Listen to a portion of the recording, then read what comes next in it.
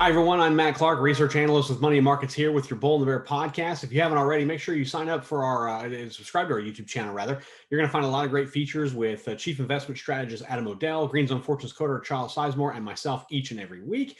Also, check out moneymarkets.com. It is your home for safe, sound, smart, simple, profitable investment information to boost your portfolio.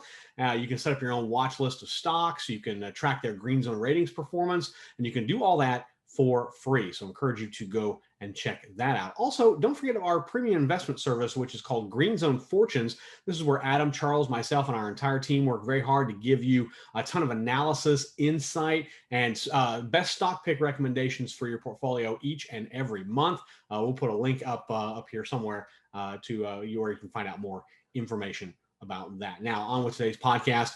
My grandfather, who I admire greatly, once told me that it's okay to tell people when you're right, just so long as you're not bragging. Don't make it a big deal.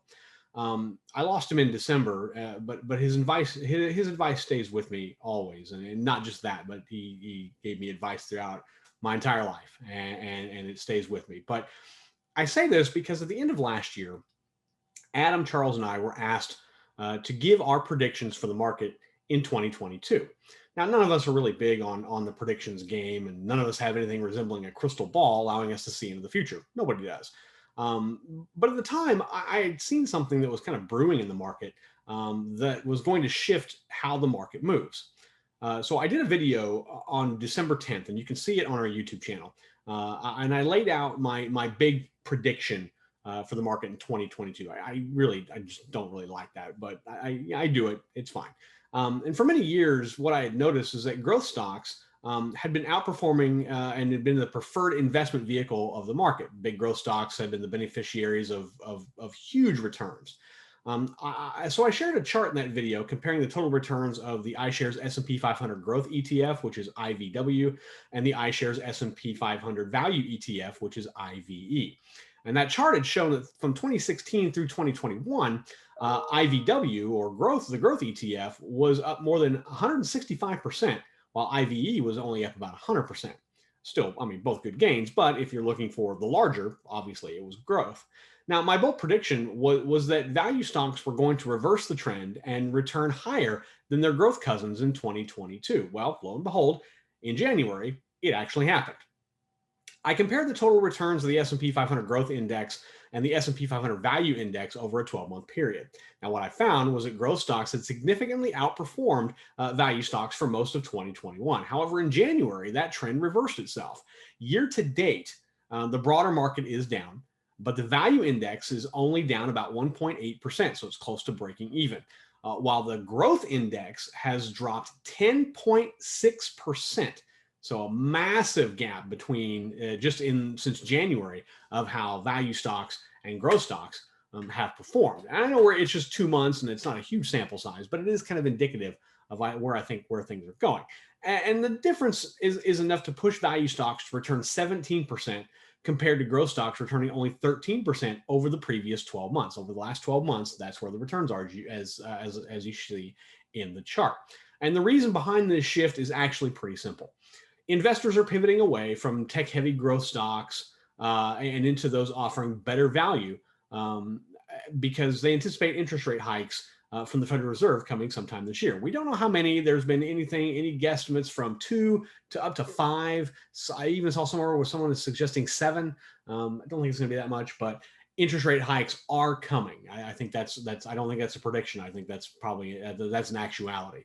And you have to understand that when interest rates are higher, the value of a company's future cash, its future cash flows, and its overall value is actually reduced because interest rates are, they tend to compress all of that value and the value of the future cash flows.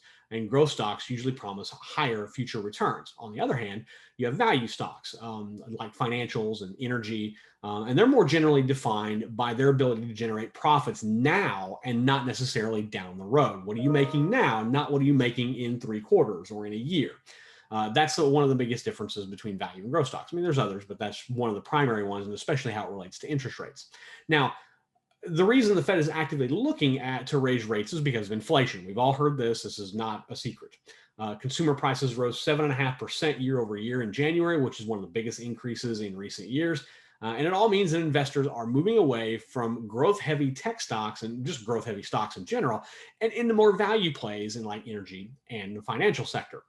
Now, if you compare the benchmark S&P 500 with the tech-heavy NASDAQ composite, you can see the divide in how big it actually is. Through most of 2021, the S&P was outperforming the NASDAQ, which it generally does, but not by a massive margin, typically around 5, 6 to 10%, not huge. But today, that gap is about 14% as the NASDAQ is flat and the S&P 500 is up 14% over the last 12 months. So it's further evidence that the investors are moving out of tech stocks with interest rate hikes looming. Additional proof can be seen when we break down into different sectors and compare returns. Looking at 5 different sectors of the S&P 500, we see that energy has gained nearly 54% in the last 12 months, and a big jump of that has only been since January of 2022.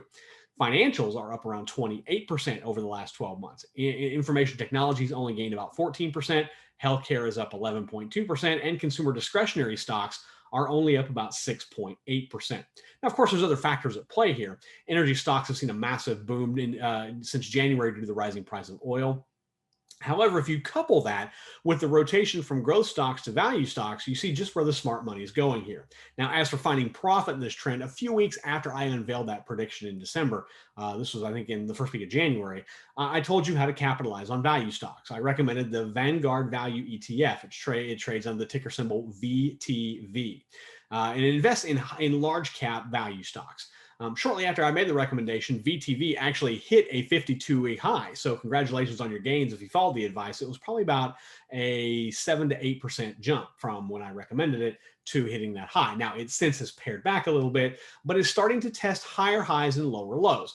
It's only about 3% off of that 52-week high and is showing some signs of starting to climb back. I still think VTV is a good potential investment for capitalizing on the rise of value stocks. But remember, it looks at large cap stocks. So if you're looking for larger moves in returns, you probably want to look at mid cap or smaller cap ETFs that invest in value, not necessarily large cap. Large cap is safer because the moves aren't necessarily as volatile. So just something to keep in mind if you're looking to try to profit on how value is now overtaking growth on the market. Now, let's look at the results from our most recent poll question. In last week's question on our YouTube channel, we asked what you want us to cover more on our YouTube channel. Now, a third of you who voted said you wanted to see more cannabis-related content. We do have our weekly marijuana market update, which I'm happy to do every single week, and people actually want to see more of that, apparently. Around 24% of you said you were looking for more on dividends and income investing, while smart tech and crypto also made the list at 14% and 13%, respectively. And it was also nice to see that 16% of you said that we should just keep doing what we're doing. In fact, Rob commented, keep doing what you're doing, all of the above. And thanks for that comment, Rob. But we do all this because our mission is to provide safe, sound, smart, simple, profitable investment information that you can use to build your portfolio. And we find YouTube is a great avenue to get that message out. So remember, you can vote in our weekly poll question on our YouTube page. Go into the community tab. You can see that. We usually get that up towards the end of the week.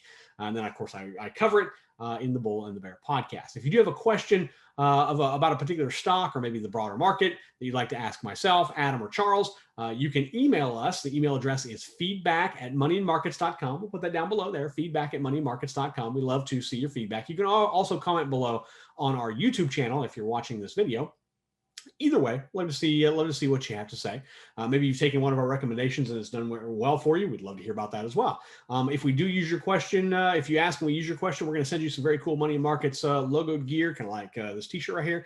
I got a sweatshirt back here, but it's a little warm today. We also have hats, things like that. Would love to get that out to you. Just like I said, email us, feedback@moneyandmarkets.com, or you can comment below on our YouTube channel. And don't forget to head over to moneyandmarkets.com, sign up for our free daily e-letter. We give you that safe, sound, smart, simple, profitable investment information 7 days a week delivered to your inbox for free. While you're at moneyandmarkets.com, check out our green zone rating system. You can see all of our metrics for thousands of stocks out there. You can see how we break it down using our 6 metrics to get an overall score. You can see the individual score metrics of those stocks, how they perform. You have a stock chart. You have some fundamental data in there, plus anything we've written. It is all right there. Just go to moneymarkets.com and in that top right corner, type in any ticker symbol and it will give you our green zone rating. You can also create your own watch list. Maybe there's some stocks you want to keep an eye on and utilize the green zone rating system to help with that. You can do that as well at moneymarkets.com, and it is all for free. So make sure you take advantage of that and head over to moneymarkets.com and check it out. That's all for me this week.